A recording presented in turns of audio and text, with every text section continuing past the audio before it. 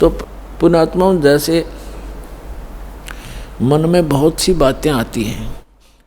एक बार धर्मदास जी ने कहा, प्रभु हे भगवान, आप कहते हो कि श्री कृष्ण परमात्मा नहीं है, समर्थ नहीं है।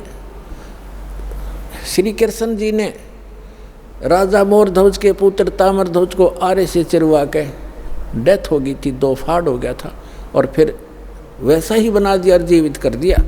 तो कैसे माने कि इनमें ये भगवान नहीं है, सर्वशक्तिमान नहीं है।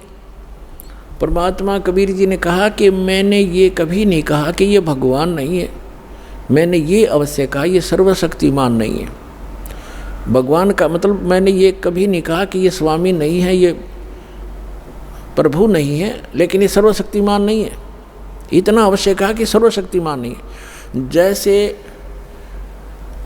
परिभाषा प्रभु की आपको बहुत बार बताई है, तहसीलदार भी साहब है, एसडीएम भी साहब है, डिप्टी कमिश्नर भी साहब है, जिसको कलेक्टर कहते हैं, डिप्टी कलेक्टर, और कमिश्नर भी साहब है, मंत्री भी साहब है, अपने सतर का साहब है, अपने उसका कुछ सीमा है उसके शक्ति की, और मंत्री भी साहब है, मुख्यमंत्री भी साहब है, प्रधानमंत्री भी साहब है।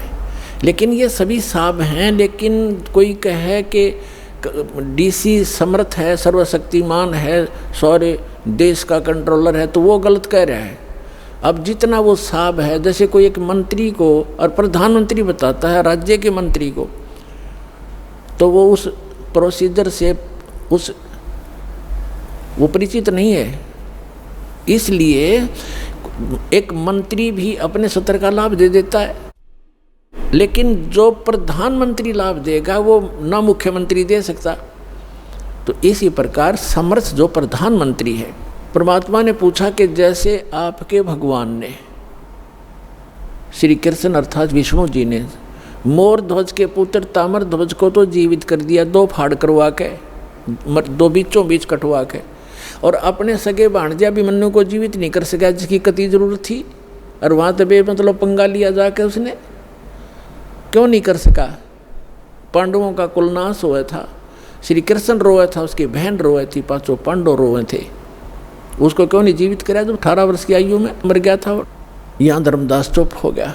तब कहा, भगवान हम तो तुच्छ बुद्धि जीव हैं, हमारी बुद्धि का सतर तो इतना ही है बस, अब आप बताओ भगवान क्यों नहीं कर सका। तब परमात्मा ने बताया कि जब तक संस्कार जिसके हैं, अब उस ताम्रध्वज की आयु शेष थी, और इस शरीर को एक आम सिद्ध पुरुष भी तोड़ कर काट कर फिर दोबारा जीवित कर सकता है। श्री कृष्ण तो उनसे कुछ 21 ही हैं, लेकिन आयु नहीं बढ़ा सकते ये भगवान। इसलिए अभिमन्यु की आयु 18 ही वर्ष की थी, उसी दिन मृत्यु होना, तो उसके आगे शेष उसकी उम्र मनुष्य की नहीं थी। इस कारण से श्री कृष्ण उसको जीवित नहीं कर सके।